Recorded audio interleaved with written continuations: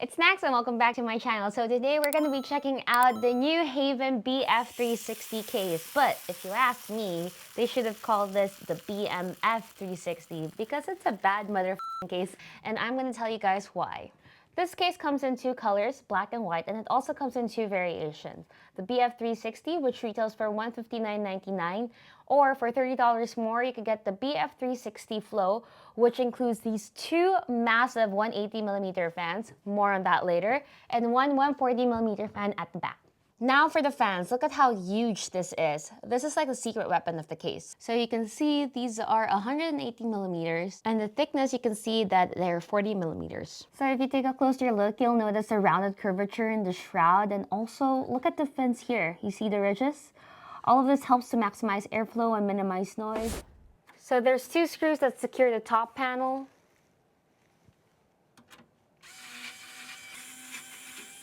There's also one screw for each side panel. I already took this one out. I'm gonna take this one out now.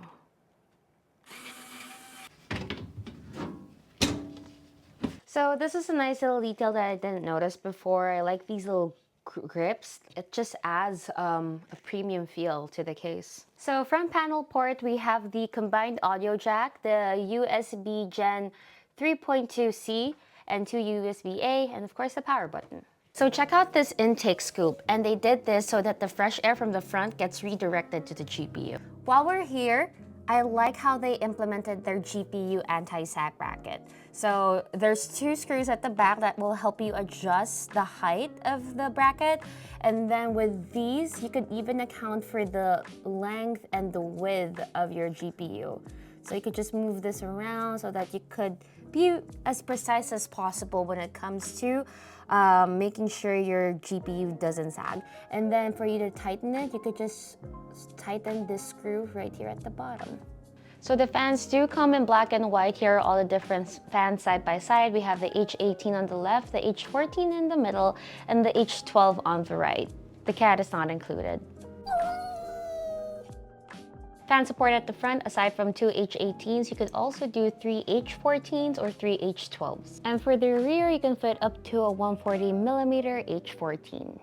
The front panel comes off very easily, but is still very secure thanks to magnets.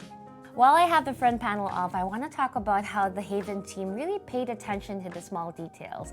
This pattern, for example, like these patterns along with these ridges that you see, I'll probably zoom it in on the camera.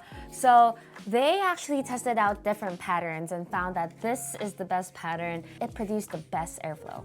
For radiator support, you can fit up to a 420mm radiator at the front, depending on the model you get, and a 360mm radiator at the top. But either way, you can definitely fit a 360mm radiator at the front and at the top. And for scale, here's a sample of a 420mm radiator side by side at the front. So on top, you have the option of going with two 180mm H18s, with the recommended airflow being one intake and one exhaust. Or you could also go with two 140mm H14s. If you do that, you'd want both of them to be in exhaust. Or three 120 H12 fans.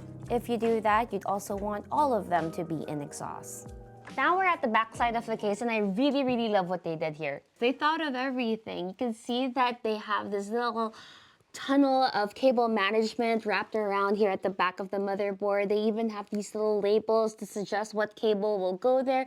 Like here at the bottom, we have for the front panel an I/O cable, because on the motherboard, where's that located? It's going to be located at the bottom of the motherboard. Over here at the top, we have the 4x4 cable, also known as the EPS cable, because this is where they'll be coming from. And then here at the side, we have obviously the ATX cable. But that's not even my favorite part. My favorite part are these right here. This is what they call their SimpliCable routing system, because they even have these little notches that help you secure the cable into whatever position you want them to.